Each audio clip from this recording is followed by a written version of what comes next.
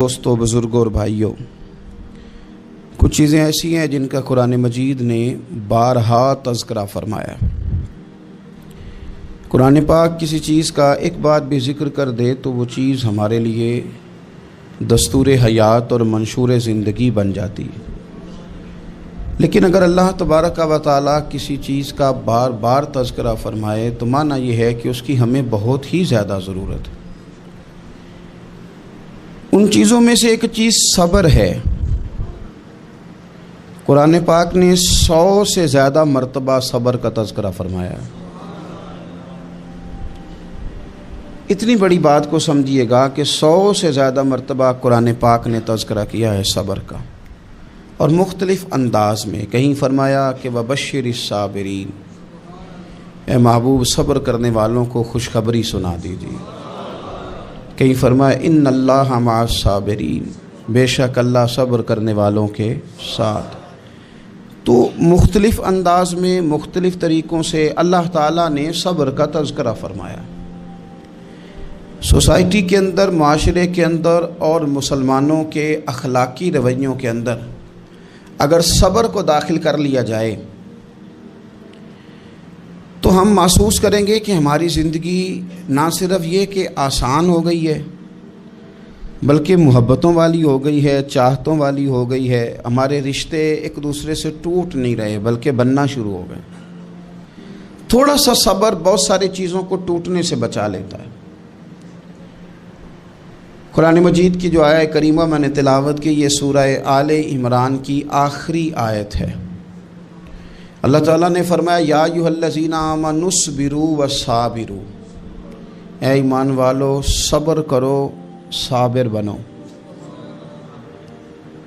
اے ایمان والو صبر کرو اور صابر بنو۔ کیا مطلب؟ پہلے صبر کا مطلب یہ ہے کہ اگر تمہیں کوئی ذاتی تکلیف پہنچے تو اس پر صبر کرو۔ وصابروا، اس کا معنی یہ ہے کہ اگر دشمن کے مقابلے میں کسی اور کی طرف سے کوئی تکلیف آئے تو اس پر بھی صبر کرو۔ پھر فرمایا ورابطوا، اور ہمیشہ کمر بستہ رہو، اسلامی سرحدوں کے پہرے دار رہو۔ واتقوا اللہ، اللہ سے ڈرتے رہو۔ لعلکم تفلحون، اس امید پر کہ اللہ تمہیں کامیابی عطا فرما دے، تم فلاح پا جاؤ۔ یا ایھا الذین آمنوا اصبروا وصابروا، اے ایمان والو صبر کرو اور صابر بنو۔ صبر کرو، صابر رہو، یعنی جو ذاتی تکلیف آئے اس پر بھی صبر کرو۔ اور مصابرہ کا معنی سامنے سے آنے والی تکلیف، اگر بیماری آ گئی، کوئی پریشانی آ گئی، کہیں کوئی اپنا دنیا سے چلا گیا تو یہ ذاتی تکلیف ہے، اس پر بھی صبر کرنا۔ اور اگر اپنوں نے، بیگانوں نے کوئی تکلیف پہنچا دی، کوئی اذیت دے دی، وہ اذیت کئی صورتوں میں ہو سکتی ہے۔ تانا بھی ایک اذیت ہے، طنز بھی ایک اذیت ہے، کسی شخص کے بارے میں غلط کلمہ کہنا بھی ایک اذیت ہے، اور مقابلے میں کھڑے ہو جانا، لڑائی کرنا، یہ بھی ایک اذیت ہے۔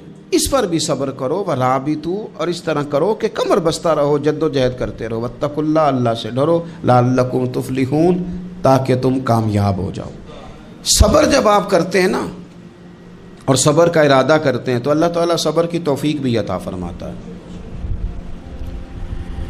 ہم نے یہ دیکھا ہے کہ ہمارے پاس نعمتوں کی کمی نہیں، ہمارے فریزر خوراک سے بھرے ہوئے ہیں، ہمارے دسترخوانوں پہ انواع و اقسام کی چیزیں چنی ہوئی ہیں، ہماری الماریوں میں کئی ہمارے لباس تیار شدہ لٹکے ہوئے ہیں، ہماری جیبوں میں ہماری ضرورت کا سرمایہ اللہ نے ہمیں دے دیا ہے۔ لیکن اس کے باوجود جو لوگ ایک دوسرے سے پیار نہیں کر پا رہے، جو ایک دوسرے کے قریب نہیں جا پا رہے، تو اس کی وجہ یہ ہے کہ صبر نہیں رہا، حوصلہ نہیں رہا، کسی چیز کو برداشت کرنا ہمارے مزاج کا حصہ ہی نہیں رہا۔ اور پھر چونکہ امت مسلمہ نے انقلاب برپا کرنا تھا، دنیا کو پیغام حق دینا تھا، اگر ان کے اندر حوصلہ ہی نہیں ہوگا، اگر انہیں صبر ہی نہیں کرنا آئے گا، استقامت ہی نہیں ہوگی، کہیں رکنا ہی نہیں آئے گا، تو یہ میدانوں کو سر کیسے کریں گے؟ کامیابیاں کیسے ان کا مقدر بنے گی؟ رمضان المبارک میں بھی ماحول یہ ہو کہ افطاری سے 1 گھنٹہ پہلے نظر پوری ٹک جائے گھڑی پہ، اور تھوڑا سا بھی صبر مشکل ہو، اور رمضان المبارک میں سحری کے وقت میں اگر دہی والی دکان پہ بھی جھگڑا ہی ہو رہا ہو، اور شام کو سامان خریدنے میں بھی اگر بحث ہی ہو رہی ہو، تکرار ہو، جھگڑا ہو، تو پھر سیکھا کیا؟ پھر وہ جو ہمیں تربیت دی جا رہی تھی کہ ہم نے صبر کرنا ہے، تو پھر ہم نے اس میں حاصل کیا کیا؟ حدیث پاک سنیں گے، آپ کی طبیعت بڑی ٹھنڈی ہوگی۔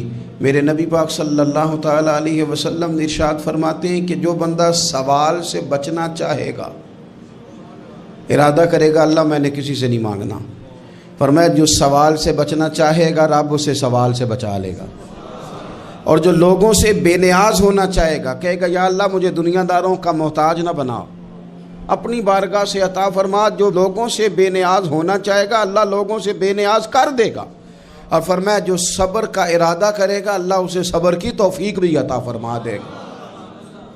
ارادہ تو کرے، پروگرام تو بنائے، توفیق تو اللہ دے گا۔ جو صبر کا ارادہ کرے گا اللہ صبر کی توفیق بھی عطا کر دے گا۔ اور حضور صلی اللہ تعالیٰ علیہ وسلم فرمانے لگے، یاد رکھو کسی بندے کو جو بہترین تحفہ دیا گیا ہے نا، اگر کسی کو کوئی بہترین عطیہ ملا ہے تو پھر اللہ تعالیٰ نے اسے صبر عطا فرمایا ہے۔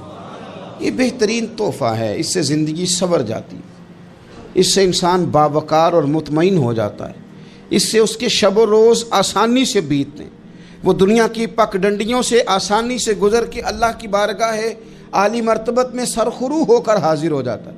لیکن اگر بے حوصلہ ہو، صبر نہ ہو، پھر نقصان روز بروز بڑھتا ہے۔ اور پھر میرے رسول پاک صلی اللہ تعالیٰ علیہ وسلم ارشاد فرماتے ہیں کہ اصل بات یہ ہے کہ اللہ تعالیٰ نہ کسی بندے کا درجہ بلند کرنے کا ارادہ فرماتا ہے، لیکن اس کے اعمال اس طرح کے نہیں ہوتے کہ اس کا درجہ بلند کیا جائے۔ اب رب کیا کرتا ہے، اللہ تعالیٰ اس کو مال کی، جان کی، اولاد کی کسی مشکل میں ڈال دیتا ہے، اس مصیبت پر وہ بندہ صبر کرتا ہے تو اللہ تعالیٰ اس کا درجہ بلند فرما دیتا ہے۔ اعمال اس قابل نہیں تھے کہ درجات بلند ہوں، وہ اعمال کی بنیاد پر نہیں کر سکتا تھا تو اللہ نے کسی مشکل میں ڈال کے نہ اپنے فضل سے درجہ بلند کر دیا۔ اب جو راہ طریقت کا مسافر تھا، جو سلوک کی منازل طے کر رہا تھا، جو اللہ رسول کے قریب جانے چاہ رہا تھا، اس کے لیے کتنی آسانی ہو گئی کہ مجاہدہ تو زیادہ نہ کر سکا، کثرت سے نفلی صوم و صلات کا بندوبست تو نہ کر سکا، تھوڑا سا صبر کیا، رب نے اپنا اور اپنے محبوب کا قرب عطا فرما دیا۔ تو یہ تو آپ صبر کرنے کے لیے جب نکلے ہیں تو آپ نے تو رب رسول کو پا لیا ہے۔ یہ صبر تو وہ والا سفر ہے جس کی جو منزل ہے وہ اللہ رسول کا قرب ہے۔ ہم لوگ تھوڑی تھوڑی باتوں میں حوصلہ ہار جاتے ہیں، صبر چھوڑ جاتے ہیں، پریشانی بڑھ جاتی ہے، پتہ نہیں ایسے محسوس ہوتا ہے کہ جیسے یہی بندہ دنیا کا سب سے دکھی بندہ ہے۔ تو ایک تو یہ کہ ذاتی حیثیت سے صبر کرے، ایک یہ کہ پھر دشمن کا جب مقابلہ ہو، آمن نصبرو و صابرو، آپ کا جب مقابلہ سامنے کسی کے ساتھ ہو تو پھر تیر، تلواریں، اسلحہ، بندوقیں یہ نہیں زیادہ لڑتی، میدانوں میں حوصلے لڑتے ہیں، میدانوں میں صبر لڑتا ہے، میدانوں کے اندر توانائیاں لڑتی ہیں۔ میدان کربلا کے اندر کوئی مقابلہ نہیں تھا تیر کا تیر کے ساتھ، تلوار کا تلوار کے ساتھ کوئی مقابلہ نہیں تھا۔ میدان کربلا کے اندر ظلم کا صبر سے مقابلہ تھا۔ فتح کے ڈنکے یزید نے بجائے تھے، جشن ابن زیاد نے منایا تھا، لیکن قیامت تک اللہ نے جو فتح عطا فرمائی ہے تو وہ حسین ابن علی کے صبر کو عطا فرمائی، وہ سیدنا امام علی مقام کے صبر کو ملی۔ عزیز بھائی، صبر ہی ہمیشہ فاتح ہوتا ہے، صبر ہی جیتا کرتا ہے، صبر ہی کامیابیاں دیتا ہے، نتیجے صبر کے نکلتے ہیں، صبر کے حوصلے کے نتیجے ہوتے ہیں۔ ہماری جلد بازی ہمیں شکست خوردہ کر دے گی، ہمارا حوصلہ نہ ہونا ہمیں ہرا دے گا، ہم کمزور پڑ جائیں گے اگر ہم بے حوصلہ ہو جائیں گے۔ سنو، میرے نبی پاک علیہ السلام نے تربیت کی، حضور اپنی امت کو درس دیتے ہیں۔ حضور فرماتے ہیں پہلے تو کوشش نہ کرو کہ تمہاری دشمن سے لڑائی ہو، اس چکر میں ہی نہ پڑو کہ لڑائی ہو، مسلمان امن والے ہیں، یہ پرامن لوگ ہیں، یہ امن پسند ہیں، یہ داعی امن ہیں، یہ معاشرے میں مومن ہونا امن کی علامت ہے۔ فرمایا پہلے تو یہ پروگرام ہی نہ بناؤ کہ تمہاری لڑائی ہو، اور فرمایا پھر اگر ہو جائے نا تو پھر صبر کے ساتھ مقابلہ کرو، پھر ڈٹ کے مقابلہ کرو، اور پھر یاد رکھو کہ یہ جو جنت ہے یہ تلواروں کے سائے میں ہے، جنت تلواروں کے سائے میں تمہیں ملے گی۔ پھر ڈٹنا سیکھو۔ پہلے تو بات یہ کہ تم یہ ارادہ ہی نہ کرو لڑائی، اور اگر کبھی ہو جائے لوگوں کو بتاؤ کہ ہیں ہم پرامن لوگ، پر دین کے لیے کھڑا ہونا ہو تو پھر ہم سے زیادہ کسی کو کھڑا بھی نہیں ہونا آتا، پھر ہم سے زیادہ کسی کے پاس طاقت بھی نہیں۔ حضرت مولا علی شیر خدا رضی اللہ تعالیٰ عنہ کے زمانے میں کفر کے ساتھ ایک جنگ ہو رہی تھی، تو کافروں نے نا جاسوس بھیجے کہ یار پتہ تو کرو مسلمانوں کی تیاری کس طرح کی ہے۔ تو جاسوس واپس جا کے کہنے لگا سمجھ کوئی نہیں آئی ان کی، وہ تو راہب قسم کے لوگ ہیں، صوفی قسم کے لوگ ہیں، وہ تو کٹے ہوئے ہیں دنیا سے، مسلوں پہ بیٹھ جاتے ہیں، رات کو تو لگتا ہے دنیا سے تعلق ہی کوئی نہیں، لیکن سویرے اٹھ کے میدان میں تلوار لے کے نکلتے ہیں تو لگتا ہے ان سے بڑا مجاہد ہی کوئی نہیں۔ یہ عجیب لوگ ہیں کہ رات کو مسلح پہ بیٹھے ہیں تو لگتا ہے کٹ گئے دنیا، یہ صوفی لوگ ہیں، درویش ہیں۔ یہی مسلمان کی شان ہے، ہو ہلکا یاراں تو برے شم کی طرح نرم، رزم حق و باطل ہو تو فولاد ہے مومن، ادھر آ ستمگر ہنر آزمائے تو تیر آزما، ہم جگر آزمائے، ہم تجھے اپنا حوصلہ بتاتے ہیں کتنا، دیکھ ہمارے حوصلے سے ٹکرا کے دیکھ یہ کتنا طاقتور اور مضبوط ہے۔ تو عزیز بھائی، اگر زندگی میں آپ کو صبر کرنا آ گیا، میں بڑے دنوں سے یہ عنوانات بیان کر رہا ہوں، اور آج تو خصوصی طور پر رمضان شریف کے اس جمعے میں اپیل کرنا چاہتا ہوں آپ سے کہ کمزور باتیں کرنی چھوڑ دیں، مایوسی کے جملے اپنی زندگی سے نکال دیں۔ ہم مسلمان ہیں، آپ بیمار ہو گئے ہیں تو یہ بھی خدا کا فضل ہے، گناہ معاف ہوں گے۔ اگر اللہ تعالیٰ نے فقیر بنا دیا، غریبی آ گئی ہے تو یہ بھی فضل ہے، امیروں سے پہلے جنت میں جائیں گے۔ اگر اللہ تبارک و تعالیٰ نے کسی جگہ آپ کو مکان نہیں دیا اور دوسرے کو دے دیا ہے تو آپ وہ لوگ ہیں جو عظیم سنت ادا کر رہے ہیں سیدنا بلال حبشی کی۔ اگر کسی جگہ کوئی کمزوری آ گئی ہے، کوئی پیچھے رہ گئے ہیں تو یہ خدا کا فضل ہے۔ اللہ تعالیٰ نے چاہا ہمارے لیے جو فیصلہ تو ہم اس پہ راضی ہیں، لیکن اپنی زندگی اور شکوے اتنے بڑھا لیے ہم نے، اتنے بڑھا لیے کہ لوگوں سے شکوے کرتے کرتے رب رسول سے بھی شروع کر دیے۔ غلام بھی کبھی شکوہ کرتا ہے، آقا کا بھی شکوہ ہوتا ہے، بندہ بھی کبھی شکوہ کرتا ہے، رب کا بھی شکوہ ہوتا ہے، یہ بھی کبھی ہوتا ہے۔ آپ نہ مانے پر یہ شکوہ ہے کہ میں بڑے ڈاکٹروں کے پاس گیا ہوں آرام نہیں آیا، نہ مانے پر یہ شکوہ ہے میں نے کبھی کسی کو ستایا تو نہیں پر میرے حالات نہیں ٹھیک ہوتے۔ آپ نہ مانے پر یہ شکوہ ہے کہ فلانے کے پاس دولت زیادہ ہے، اس نے پتہ نہیں وہ آگے نکل گیا اور میں پیچھے رہ گیا، نہ مانے پر یہ شکوہ ہے۔ کس سے کر رہے ہو؟ رب رسول سے؟ او آس بولے تے او دی مہربانی، اساں تے لاڈ ہی لڑاونے نے۔ کس سے شکوہ کر رہے ہو؟ خدا کے بندو، غلام غلامی کرتے ہیں، شکوے کرتے ہیں کوئی؟ حضرت ام سلمہ رضی اللہ تعالیٰ عنہ، شوہر کا نام ہے ابو سلمہ، بیٹے کا نام ہے سلمہ، کہتی ہیں میں، میرا شوہر، میرا بیٹا، تینوں، چھوٹا بیٹا میرا، ہم نکلے مکہ مکرمہ سے مدینہ طیبہ جانے کے لیے۔ ایک ہی بیٹا ہے، خاندان جمع ہے، شوہر کی گود میں بیٹا، اونٹ کے پیچھے میں۔ فرماتی ہیں مدینے کی سرحد آ گئی تو میرے میکے والے آ گئے، کہنے لگے ابو سلمہ نہیں لے جانے دیں گے مدینے اپنی بیٹی کو۔ میں نے کہا میں مسلمان ہوں، میں تو اپنے شوہر کے ساتھ مدینے جاؤں گی۔ انہوں نے کہا نہیں جا سکتے، تو نے جانا ہے تو جا، ہماری بیٹی نہیں جائے گی۔ زبردستی مجھ سے انہوں نے مجھے میرے شوہر سے الگ کیا۔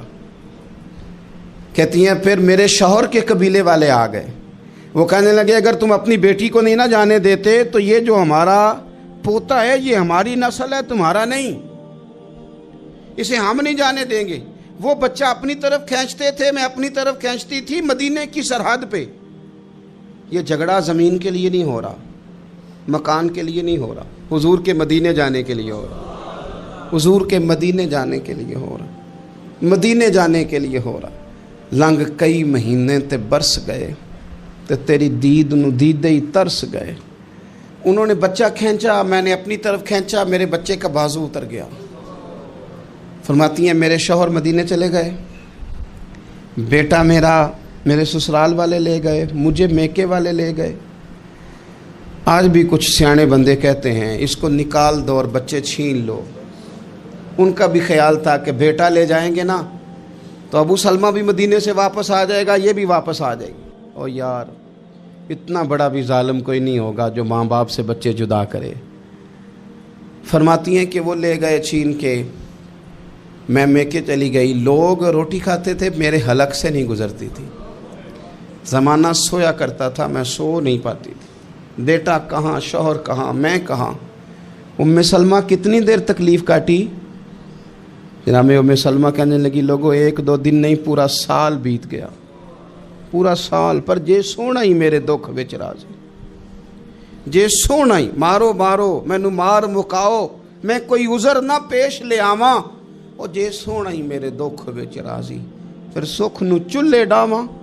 فرمایا سال بیت گیا، لوگ صبح اٹھ کے کام کاج پہ لگ جاتے، کپڑے بدلتے، ڈیوٹیاں کرتے، اور میں سویرے اٹھ کے اس جگہ آ جاتی جہاں میرا شوہر اور میرا بیٹا بچھڑا تھا۔ میں سارا دن روتی، آہوزاری کرتی، حضور کے مدینے کی طرف منہ کر کے میں تڑپتی۔ سال بیت گیا، سال، ایک ہفتہ نہیں نکلتا بچوں کے بغیر۔ بڑے بڑے سیانے لوگ پردیس جاتے ہیں تو بچوں کی فوٹو دیکھ دیکھ کے روتے ہیں، لیکن کہتی ہے ماں تھی، بیٹا بچھڑا اور پھر بیٹا بیمار ہو اور ماں سے جدا ہو، کتنی تکلیف کا منظر ہے۔ آپ فرماتی ہیں کہ 1 سال بیت گیا اور میں نے کسی کی منت نہیں کی، میں نے کوئی شکوہ نہیں کیا، اس لیے کہ جس حال میں رب و رسول رکھیں، یہ حوصلہ، یہ صبر، یہ توانائی۔ 1 سال کے بعد میرے چچا کا بیٹا میرے پاس سے گزرا، تڑپتے دیکھ کر کہنے لگا میری بہن تو سارا دن روتی رہتی ہے۔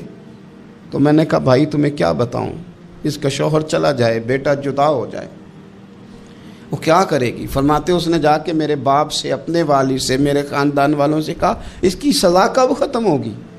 اس غریبنی کا قصور یہ ہے کہ یہ مدینے والے کا کلمہ پڑھتی ہے، اس کی غلطی یہ ہے کہ یہ مسلمان ہو گئی ہے، دین حق قبول کر لیا ہے، کیوں نہیں تم خیال کرتے؟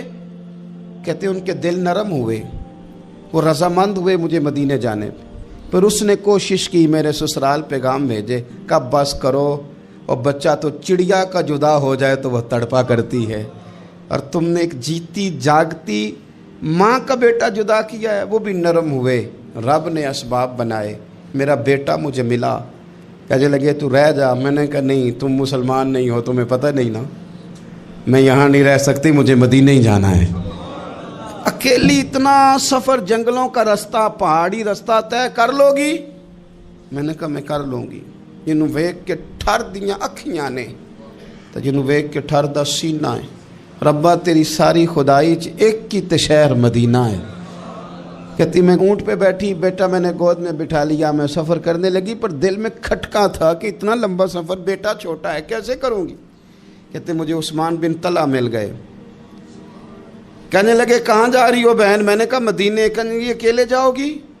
میں نے کہا جانا تو ہے نا، کوئی ساتھ چلے نہ چلے پر شہر رسول تو جانا ہے نا۔ آپ فرماتی ہیں میں نے عثمان بن طلحہ سے نیک بندہ کوئی نہیں دیکھا، میرے اونٹ کی لگام تھام لی۔ جب مجھے اونٹ پہ بٹھاتے تھے نا، اونٹ بٹھا کے چلے جاتے تھے، میں بیٹھ جاتی تھی تو آ کے لگام تھامتے تھے۔ جب کہیں مجھے اتارتے تھے تو اونٹ بٹھا کے چلے جاتے تھے، میں اتر جاتی تھی تو اونٹ کو باندھتے تھے۔ سونا ہوتا تھا تو اونٹ بٹھا دیتے، میں اتر جاتی، وہ دور جا کے لیٹ جاتے۔ فرماتی تھی پھر میرے لیے میرے رب نے اسباب پیدا کیے اور میں مدینہ پہنچی، میں شوہر سے ملی، اور لوگوں میرے نصیب دیکھو، میں رہنے کہاں لگی؟ حضور کے مدینے میں، شہر رسول میں، شہر رہ پائے نظر ہوش میں آ، یہ کوہ نبی ہے۔ میں حضور کے حرم کی زمین اور قدم رکھ کے چلنا، ارے سر کا موقع ہے او جانے والے، مدینے کے خطے خدا تجھ کو رکھے، غریبوں فقیروں کے ٹھہرانے والے۔ کہتی ہے میں وہاں بسنے لگی۔ آپ فرماتی ہیں مسلمانوں شاید مجھ سے زیادہ تکلیف کسی نے نہ سہی ہو، پر دیکھو 1 سال پورا میں تکلیف میں رہی، اور جب میرا صبر سال کو پہنچا، صبر کی عمر 1 سال ہوئی، تو پھر رب نے بندوبست کیا پھر میرے گھر والے بھی نرم ہو گئے, سسرال والے بھی نرم ہو گئے, رب نے میرے آنے جانے کے لیے ایک بندے کا بندوبست بھی فرما دیا, پھر میرا شوہر تک بھی میں پہنچ گئی, مجھے مدینہ الرسول بھی نصیب ہوا. 1 سال میں نے صبر کیا تھا, رب نے مجھے مستقل مدینے کا ٹھکانہ عطا فرما دیا. لیکن جو بندہ صبر ہی نہ کر پائے, جو صبر ہی نہ, جو کہ جی بڑی دور سے آیا ہوں, بڑی دیر ہو گئی, بڑا ٹائم ہو گیا, کب جا کے مسئلہ حل ہوگا, وہ جو آپ نے بتایا تھا وہ تعویذ کب اثر کرے گا, وہ دعا کب قبول ہوگی, وہ فلانا معاملہ کب, بھئی یہ ڈیٹ تو آپ کو رب رسول ہی دے سکتے ہیں. بندہ تو کوئی اطلاع ہی دے گا, پیغام ہی دے گا, دعا ہی کرے گا. اگر زندگی میں حوصلہ ہی نہیں ہوگا, اگر آپ کو یہ قرار ہی نہیں آئے گا, ٹھہرنا ہی نہیں آئے گا کسی میدان میں. دیکھیں کچھ ایسی اذیتیں ہوتی ہیں جو اذیت ناک ہوتی ہیں, لیکن اگر غلامی میں آ جائے نا آپ تو وہ اذیت ناک نہیں ہوتی, اس چبھن میں مزہ آنے لگتا ہے. کئی درد بھی مزیدار ہوتے ہیں, کئی درد بھی, کبھی زخم ٹھیک ہونے پہ آ جائے نا تو اسے چھیڑو تو مزہ آتا ہے, اس لیے کہ کچھ درد بھی مزیدار ہوتے ہیں. آتش سے کسی نے کہا تو روتا بڑا ہے, اس نے کہا محبوب کی یاد میں تڑپتا ہوں, ابھی تو ایک دل ہے, میرے تو خواہش تھی کبھی 2 ہوتے نا تو صحیح کر کے تڑپتا. رب نے دل ایک بنایا, کہتا وہ مزہ دیا ہے تڑپ نے کہ میری آرزو ہے یا رب, میرے دونوں پہلوؤں میں دل بے قرار ہوتا. درد میں بھی مزہ ہے, پر شرط یہ ہے کہ لوگ درد میں بھی جینا سیکھیں. ہم نہ آرام میں جینا چاہتے ہیں, پنکھے کے نیچے جینا چاہتے ہیں. کاش کہ ہمیں صحرا میں بھی نیند کا مزہ لینے کا طریقہ آئے, پھر زندگی کے سارے راستے آسان ہیں, پھر اقرار بھی مشکل نہیں. لیکن چونکہ حوصلہ نہیں, صبر نہیں, وہ والا قرار نہیں جو ایک مسلمان سے رب رسول کا مطالبہ ہے. حدیبیہ کے موقع پہ نا نبی پاک صلی اللہ علیہ وسلم نے جو شرطیں کافروں کے ساتھ طے کی تھی نا, حضور نے نور بصیرت سے کی تھی نا, تو انہی شرطوں نے پھر فتح کے باب کھول دیے. ان فتحنا لک فتحا مبینا. ایک شرط یہ تھی کہ اگر کوئی مسلمان مدینے سے مکے آئے گا تو مکے والے واپس نہیں کریں گے, رکھ لیں گے. پھر غور کریں, کوئی مسلمان اگر مدینے سے مکے آئے گا تو مکے والے واپس نہیں کریں گے, اور اگر کوئی بندہ مسلمان اپنے آقا کی مرضی کے بغیر مسلمان ہو جائے اور وہاں سے وہ مدینے آئے گا تو حضور پناہ نہیں دیں گے. تو میرے بھائی, محبوب کی طرف سے آنے والا نہ صرف سوکھ ہی نہیں قبول کرنا چاہیے, دکھ بھی قبول کرنا چاہیے, دکھ بھی قبول کرنا چاہیے. ہمارا یہ مسئلہ ہے کہ ہم نہ میٹھی میٹھی کے قائل ہیں, کڑوی کڑوی کے قائل نہیں. اگر وہ کبھی دکھ دے نا تو محبوب کا دکھ بھی سکھ سمجھ کے قبول کرو. ہاں اس کی طرف سے کانٹا ہے کبھی تو اسے پھول سمجھ کے قبول کرو, وہ چبھے گا نہیں, انشاءاللہ مزہ ہی دے گا, وہ قبول تو کرو نا. تو اب حضرت ابو بصیر رضی اللہ تعالیٰ عنہ ایک صحابی تھے, ایک تو حضرت ابو جندل رضی اللہ تعالیٰ عنہ تھے نا, تو وہ تو حدیبیہ میں آ گئے. حضور مجھے لے جائیں, تو نبی پاک نے فرمایا میں نے وعدہ کر لیا ہے, ان کو بھی حضور نے واپس بھیج دیا. اور یہ بیچارے نا اپنے آقا کی جیل توڑ کے مکے سے بھاگ کے مدینے آئے. یا رسول اللہ مجھے قبول کر لے, میں بھاگ آیا ہوں, وہ بڑا ظلم کرتے ہیں, مارتے ہیں, تکلیف دیتے ہیں. وہ آئے تو ادھر سے نا اس کے مالک نے 1-2 بندے بھی بھیج دیے رکا دے کے کہ یا رسول اللہ آپ کا تو وعدہ تھا کہ آپ بندہ رکھیں گے نہیں. یہ آئے اور رکا بھی آ گیا. اب ذرا منظر کو سمجھیں. ہمارا تو یہ مسئلہ ہے کہ کہتے ہیں کہ میری 99 باتیں مانی ہیں, ایک نہیں مانی, لہذا میرا تعلق ہی کوئی نہیں. لیکن یہاں کیا کیفیت ہے, بندہ رو رہا ہے, تڑپ رہا ہے, حضور میں مار سے بچتا ہوا آیا ہوں, جیل توڑ کے آیا ہوں, مجھے قبول کر لیں. ادھر رکا آ گیا کہ آپ کا وعدہ تھا رکھیں گے نہیں. اب یہ کتنا مشکل مسئلہ ہے, لیکن رسول پاک علیہ السلام نے فرمایا ابو بصیر میں نے وعدہ کیا یار تجھے واپس جانا پڑے گا. ہوئے ہوئے ہوئے. لوگ تو کہتے ہیں نا کہ وہ پیر صاحب نے کہا تھا تو میرا کام نہیں ہوا, لہذا میری بیعت ہی گئی, چھٹی ہو گئی. ماحول ہی بڑا عجیب ہے. حضور نے فرمایا واپس جا, لیکن جے کر یار دے نام دا ملے مینا, پھر انہوں چولی پا لئیے مینے نو پنجے سٹیے نا. جے کر یار دے نام دا, سامنے والے نے تانا سمجھ کے دیا تھا, پر یار کے نام کا تھا نا. اس نے کہا لا صحیح, سونے کے نام کا ہے نا, تانا ہوا تو کیا ہوا. جے کر یار دے نام دا ملے مینا, انہوں چولی پا لئیے پنجے سٹیے نا. ਤੇ ਜੇਕਰ ਯਾਰ ਦੇ ਨਾਮ ਦੀ ਮਿਲੇ ਸੂਲੀ ਫਿਰ ਝੂਠਾ ਝੂਠ ਲਈਏ ਤੇ ਪਿਛਾਂ ਹਟੀਏ ਨਾ, झूठा झूठ लइए। अब लिखने वाले का भी अपना अंदाज़ है ना, कहते हैं ये भी मेरे लिए झूला ही है, ये भी आराम की जगह ही है। झूठा झूठ लइए तो पिछां हटिए ना। हज़रत अबू बसीर रज़ी अल्लाह तआला अन्हु से हुज़ूर ने फरमाया वापस जाना है। कहा सोने ठीक है, कोई शिकवा नहीं, कोई गिला नहीं, ये भी मेरे महबूब का हुक्म ही है। और क्या बात है, मेरे नबी वादों के पक्के हैं। क्या बात है, हुजूर ने जो कहा करके दिखाया। कहते हैं मैं वापस जा रहा था, एक दो बंदे साथ थे, जब मदीने की हद गुजर गई ना, हुजूर ने तो कहा था ना मदीने में पनाह नहीं देनी, तो मैंने उससे कहा यार तलवार बड़ी सोहनी है, ज़रा दिखाना। उसने दिखाई तो एक की मैंने गर्दन काट दी, दूसरा वैसे ही भाग गया। और भाग के हुजूर के पास आया जी, उसने तो मार दिया। तो सरकार फरमाने लगे मैंने तो वादा पूरा किया था ना, तुमसे नहीं संभाला गया तो मामला तुम्हारा है। अब हज़रत अबू बसीर रज़ी अल्लाह ताला अन्हु वापस आए, अर्ज़ की हुजूर अब मेरे लिए क्या हुक्म है। हुजूर ने फरमाया मियाँ हुक्म वही है, मदीने में हम नहीं रख सकते तुम। मदीने में सहाबा थे ना, हुजूर की बातों से खुशबू लेते थे, मदीने में नहीं रख सकते।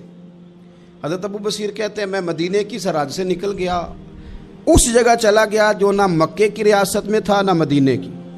एक मकाम ईस था जहाँ मीठे पानी के कुएँ थे, वहाँ रहने लगा। हज़रत अबू जंदल को पता चला कि एक नया ठिकाना बन गया, वो भी जेल तोड़ के आ गए। 70 बंदे आ गए, वहाँ से काफ़िले गुजरते थे काफिरों के, ये भी मुसलमानों को तंग करते थे। अगर मक्के से कोई काफ़िला गुजरता था तो हमने भी इनको पकड़ा, काफिर का माल माले गनीमत असबाब बन गया। और वो जब काफ़िला लेके आते थे तो डरे होते थे, और इनको तो सताया था ना। कहते हमें सताया बड़ा था, हम तो इनकलाबी बन गए थे, हम तो रख लेते ना, बड़ी मिन्नत करते, बड़ी जान मुश्किल से छुड़ाते। 70 बंदे हो गए, फिर 300 हो गए। तब वो बशीर कहते हैं दुनिया मदीने जाती थी लेकिन हम तड़पते थे, हम तड़पते थे। रुत लंघ गई है फिर बाहर आंदी ते अज चिट्ठियाँ मदीने आईयां नहीं। हम तड़पते थे कि यार कोई मौका मिले, रोज़ रात को रोते तड़पते। 300 इनकलाबियों का जत्था सब्र से बैठा है मदीने की सरहद पे, अंदर आने की इजाज़त नहीं, पर ग़ुलामी में रोज़ इजाफा हो रहा है। सब्र देखो, ग़ुलामी में रोज़ इजाफा होता है। तंग आ गए काफिर, पहले बड़ी डींगे मारते थे कि देखो हमने कैसी शर्त मनवाई है, कैसी शर्त मनवाई है कि उनका बंदा आएगा तो हम वापस नहीं करेंगे, हमारा जाएगा तो उन्हें करना पड़ेगा। फिर इतने तंग आए कि खुद आके कहने लगे हुजूर मेहरबानी करें, ये शर्त तो ख़त्म करें ना, और इन 300 को तो मदीने बुलाएं, मेहरबानी फरमाएं। हुजूर बड़े खुश हुए। आज ग़ुलामों के नाम पैगाम लिखा, ग़ुलामों के नाम पैगाम लिखा, चिट्ठी लिखी हुजूर ने। चिट्ठी किस चीज़ की लिखी? आ जाओ यार मदीने आ जाओ। चिट्ठी आई मदीने आने के लिए। हज़रत अबू बशीर के नाम चिट्ठी गई, आ जा यार मदीने, आ जा तेरे नाम पैगाम सब लाई है सरकार नबी से, और आया है बुलावा मुझे दरबार नबी से। पैगाम आया। हज़रत अबू बशीर इतने बीमार थे कि नज़ा का आलम था, लेकिन उस आलम में भी इंतज़ार था। उस आखिरी वेले अखियाँ मेरियाँ रात तकनाए तेरा, तेरा ते सजना कुछ भी नहीं जाना, जे पा जावें एक फेरा, ते सिर मेरे ते आन खलोवें ते फिर पर्दा रह जाई मेरा। सौखा निकले साब ज़हूरी, जे वेख लवे मुख तेरा। हज़रत अबू बशीर को ना वो रुका गया, हुजूर की चिट्ठी गई तो यूँ चिट्ठी पड़ी। हुजूर ने फरमाया आ जाना, रास्ता खुल गया है, तू आ जा, खुल गया रास्ता। दुआ फरमाओ मदीने के रास्ते खुल जाएं, करो ना यार दुआ मदीने के रास्ते खुल जाएं। कुछ ऐसे हैं जिन्होंने सारे दुख सुनाने ही मदीने जाके होते, कुछ लोग ऐसे हैं जिनके दिल और कलेजे फटने को आ गए। दुआ करो रास्ते खुल जाएं। हुजूर ने फरमाया आ जा, तेरा राह खुल गया। हज़रत अबू जंदल कहते मैं सराहने खड़ा था, हज़रत अबू बशीर के ख़त पढ़ा, मुस्कुराए, इशारे से कहने लगे देख मेरे नबी का खाता है, हुजूर की चिट्ठी मेरे नाम आई है, पढ़ना। तो मैंने भी पढ़ी, पहले रोए, फिर कलमा पढ़ा, फिर मेरा हाथ थामा, रूह ही परवाज़ कर गई हमेशा के लिए, हमेशा के लिए। वो ज़ाहिरी जिस्म के साथ तो मदीने ना पहुँचे, पर कब्र में गए तो मदीने वाले की ज़ियारत नसीब हो गई। कब्र में हुजूर की ज़ियारत नसीब हो गई। कब्र में हज़रत ابو جندل کہتا ہے میں نے جنازہ پڑھا اور اسی مقام پہ جہاں انہوں نے انتظار کیا تھا نا، وہ مقام میں انتظار ان کا مزار بنا، مزار کے ساتھ مسجد بنی، مسجد کا نام مسجد ابو بصیر رکھا گیا۔ انہوں نے اس انتظار میں جان دے دی پر صبر کیا، شکوہ نہیں کیا۔ یارو اتنی شکایتیں، اتنے شکوے۔ ایک بات میرا اور کرنے کو دل کر رہا ہے۔ ایک صحابی تھے حضرت عاصم بن ثابت رضی اللہ تعالیٰ عنہ، جنگ احد میں نا حضور کے ہاتھ پہ موت کی بیعت کی، جنگ احد میں بیعت کی، سونیا تیرے نام پہ مرنا، ڈٹ کے لڑے۔ سلافہ بن سعد کے 2 بیٹے بدر میں قتل کیے انہوں نے۔ اس نے قسم کھائی کہ معاذ اللہ میں ان کا سر منگا کے تو ان کی کھوپڑی میں شراب پیوں گی۔ سلافہ بن سعد نے یہ قسم کھائی کہ میرے 2 بیٹے قتل کیے ہیں، میں ان کی کھوپڑی میں شراب پیوں گی معاذ اللہ۔ ایک قبیلہ غزیل تھا، انہوں نے احد کے بعد حضور سے کہا کچھ قاری ہمیں دے دیں، ہم نے قرآن سیکھنا ہے۔ تو نبی پاک نے کچھ بندے بھیجے، تو عاصم بن ثابت کو بھی بھیجا، لیکن انہوں نے دھوکہ کیا، وہاں جا کے ان کو گرفتار کر لیا۔ جب گرفتار کر کے مکے والوں کے ہاتھ بیچنے لگے تو حضرت عاصم بن ثابت نے تلوار نکال لی، فرمانے لگے میں کافر کا قیدی ہو کے جینے سے بہتر ہے شہادت کی موت مر جاؤں۔ کافروں کا قیدی لڑے اور فرمانے لگے میرے کمان میں تیر باقی ہے، میں لڑوں گا اور اتنا لڑوں گا کہ تمہیں پتہ چلے گا مجھے لڑنا آتا ہے۔ اور فرمایا میں صبر کروں گا اور صبر کر کے دکھاؤں گا، میں ڈٹوں گا اور تمہیں ڈٹ کے۔ اکیلا بندہ میدان میں ڈٹ گیا، اکیلا۔ جب تیر ختم ہو گئے تو پھر نیزہ نکال لیا۔ یہ بات آپ کو اس لیے سمجھا رہا ہوں کہ کچھ لوگ کہتے ہیں جی میں اکیلا کیا کروں، تو یہ آخر میں یاد رکھیں کہ صبر آپ نے کرنا ہے چاہے اکیلے بھی رہ جائیں، حوصلہ کرنا ہے چاہے اکیلے بھی رہ جائیں۔ اکیلے لڑے، تیر ختم ہو گئے تو نیزہ نکال لیا، خوب لڑے۔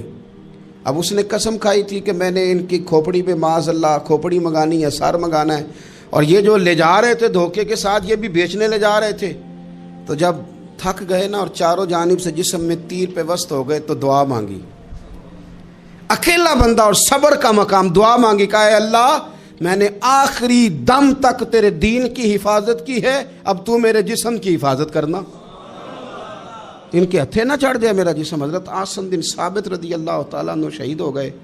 کافر قریب گئے جسم پکڑنے کے لیے، گرفتار کرنے کے لیے، سر کاٹنے کے لیے، تو شہد کی مکھیاں آ گئیں، پورے جسم پہ قبضہ کر لیا۔ قریب جاتے تو مکھیاں لڑتی، کہنے لگے پیچھے ہٹ جاؤ، شام ہوگی نا توڑ جائیں گی، پھر ہم سر کاٹ لیں گے۔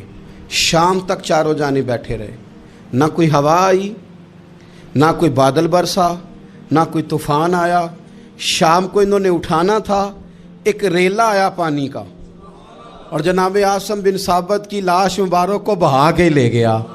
میرے رب نے اس میدان میں بھی یہ بتلایا کہ جو صبر کرے نا رب اس کے جسم کی بھی حفاظت فرمایا کرتا، کہ جسموں تک کی آخری دم تک اللہ کی مدد ان کے سامنے حال رہتے۔ ربنا افرغ علینا صبرا وثبت اقدامنا فانصرنا علی القوم الکافرین۔ آخر دعوایا ان الحمدللہ رب العالمین۔ اللہ اللہ ہے، مجھ پر پہرا دے گا کون لڑائی میں، مجھ پر پہرا دے گا کون لڑائی میں، مجھ پر پہرا دے گا کون لڑائی میں، مجھ پر پہرا دے گا کون لڑائی میں۔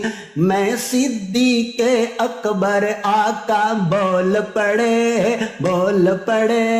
مٹھی سے ابو جہل کی کنکر بول پڑے، اللہ اللہ ہے اللہ اللہ ہے اللہ۔ صلی اللہ علی محمد۔